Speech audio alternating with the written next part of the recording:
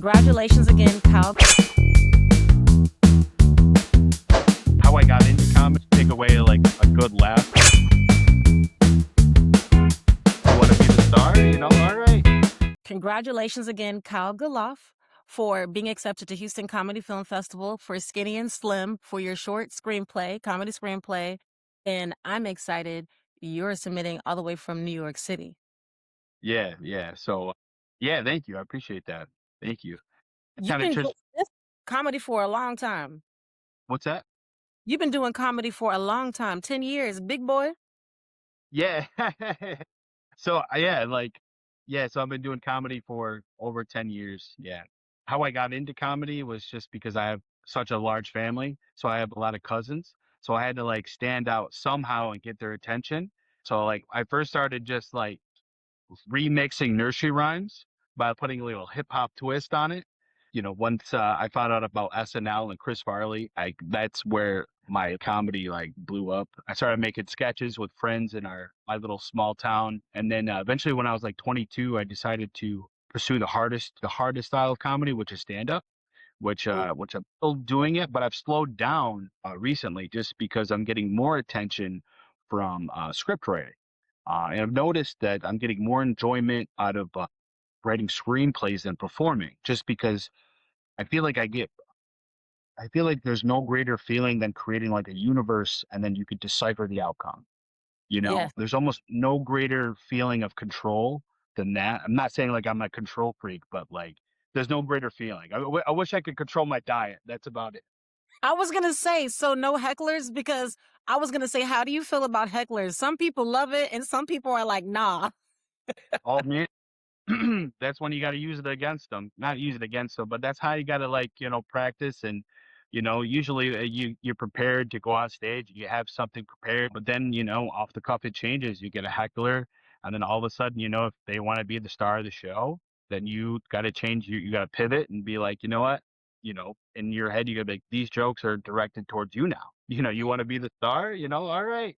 I'm gonna take some jabs, but like lightly, also have it come around to hopefully come around to what I'm talking about. But Yeah. I've had to deal with hecklers before. Yeah. What made you, as a comedian doing stand up, because that's bold in itself, I like, applaud you. Is there something in your life that happened that made you want to pursue it further? Sketches and just making videos. I wanted to be a comedic actor. Like my big influences are like SNL guys, Will Ferrell, Chris Farley. I'm from upstate New York, but Mhm. so being upstate New York, there's not a lot of improv. So I kind of had to find something in comedy still. So there was only open mics. So I could only really go do stand up. And I also told myself that if I want to become funnier, then I gotta practice and I gotta become better at stand up. And then doing that, there's a community in there, and then you just get roped into it. You get involved in the community, know people. In real life, who would you say is a bigger mess, Skinny or Slim? Uh, the bigger mess, they're both equally, they both fuel each other, kind of, and they fuel each other where, their downfall, they both have a downfall, but they always retain their friend, you know. Mhm. I feel like Slim Jim would be his name's Slim Jim and Skinny Vinny. Yeah. Slim Jim more the lyrical genius and the beat master is Skinny Vinny. So And I even forgot to ask you, because I know what it's about, but in your own words, can you describe what it's about with these two young men trying to make it in the music world? yeah, so Skinny and Slim is a mockumentary about a hip hop duo trying to rap their way out of the trailer park. So they have to deal with rock and roll crazed neighbors while also trying to struggle to keep the lights on. But like, Final notice. Final notice. yeah, but like I said, after hardship, they always seem to retain their friendship, you know. So at the end, you know, things look bad, but at the end, it works out because they still have their friendship to work on. They still have their friendship to push them through, which I would. I really like that because I find that your content is relatable, and I feel like many people can, like, they relate to that content. They're wishing for greatness and they're like, I'm going to keep trying no matter how crazy of an idea. And then even the parties that you that you put you put into there. Very relatable stuff. Like, how do we keep these lights on? We're trying to hustle, we're trying to make it, but I think a lot of people can relate to this.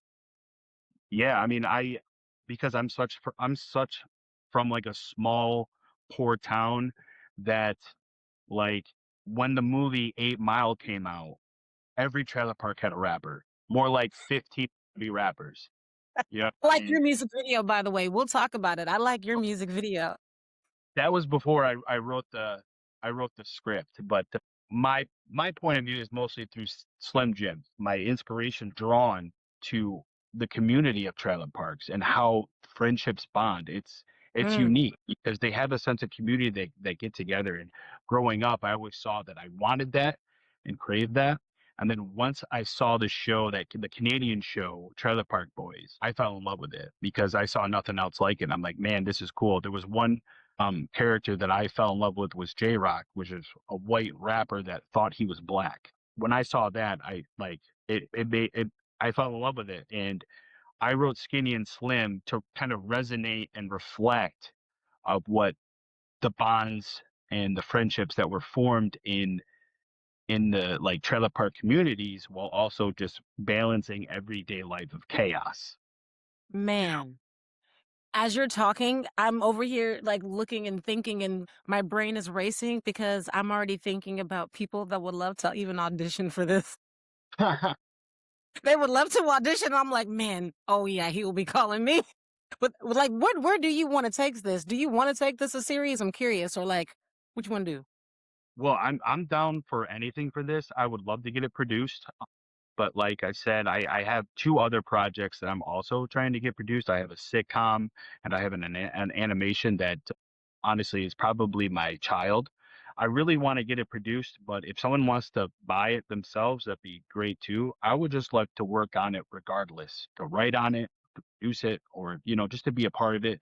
But, if it gets sold, that would be even, great. My ultimate goal is probably just to get something sold or just to work on something, Yeah, I into the feel like industry. natural to you. I feel like this is very natural, and I feel like I'm speaking to like a future legend. That's what I feel like right now. I'm so serious Uh, because you you're study. I can tell that you really study and you really pay attention to these characters, and like you're applying a lot of relatable stuff, and that's what people like to watch. I'm just like, I see you.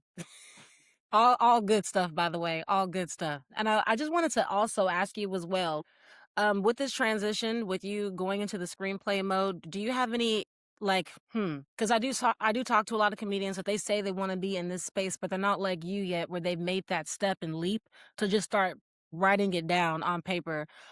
Are there any sort of obstacles that you've gone through? And if so, in the writing process, how did you overcome it? um, I feel like that's a good question. There was like a learning curve for me for sure.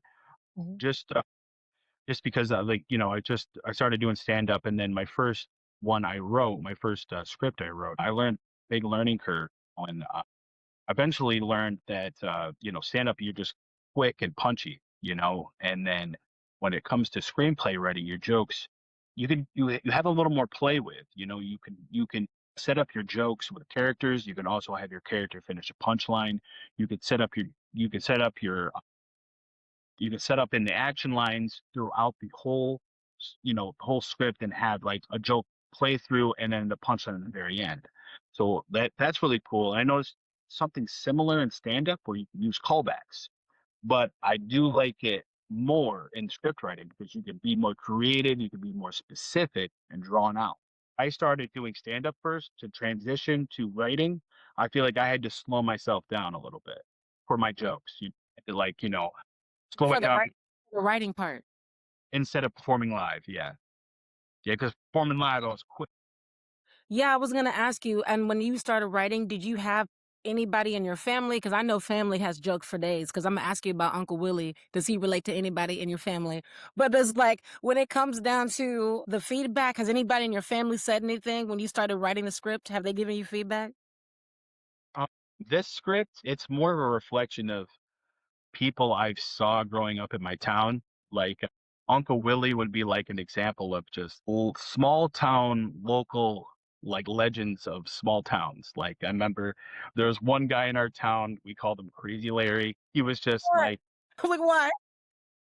he would just ride his mowing tractor everywhere, and people would pay him to like just do mow work, and he had like 8 stray cats with him, and it was he had the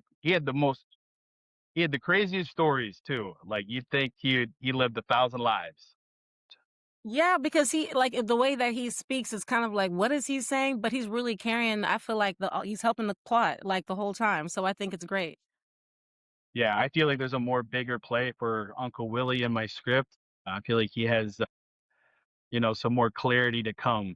Maybe give him some moonshine, maybe he speak clear. Everybody gonna be happy with a little bit of moonshine. Stop playing. And I will say, if there's a dream, I know you told me who you were inspired by, but what would you say, anybody that's listening to this, what's your working style? Like if you were to hold on to this project and a little bit longer, is there any types of people that you're looking for to work with? Oh, that's a good question. Pretty much, especially writing. I would love to collaborate with some other writers, especially like Judd Apatow, and he really influenced me like movie wise and Freaks and Geeks. So I read Sick in the Head by him. So that'd be great. Other just comedians too would just I would love to just like to get their just anybody who was listening, that'd be awesome. I just want to gain attention and just want to spread what I have to share, and see if anybody's interested. I want to know when you think about your career and the impact you want to make within the industry, because this is your time right now. I feel like you know this. And it's just like, what impact do you want to make to society when they watch your films? I know they want to feel good, but I don't want to answer for you. Well, all I want to do is when someone watches something like if I create, I want them to take away like a good laugh, but also learn that the enjoyment of everyday life, even though there's hardships, still find a humor out. Even like your power's out and looks like there's no final solution. There's always something. There's always going to be family. There's going to be friends. So there's good at the end, even there's ugliness. You know, Yes. in the ugliness, there's funniness. You know. I love that. That's a very powerful message. And I even feel like, not to get political or whatnot, but everything that's happening within the economy now, that's why I know that it's like the market. Like, that's some good content right there, and you're making humor, and I like that it's a mockumentary style. Yeah, I think you're on the right track for sure. I just really appreciate you guys. I was really hoping to have one of these interviews so I could Yes, I got you. spread the word about Skinny and Slim, and I just want to get my work out there and just get it noticed. I have 2 other projects that are like in festivals. So yeah, so Congrats. thank you. So like I'm just trying to push my stuff and just try to get it noticed. For sure. You're not new to this. Like, you may be, okay, I'm trying this out, but it's like you're a comedian, like, So, yeah, we'll definitely stay in All right, sweet Roslyn.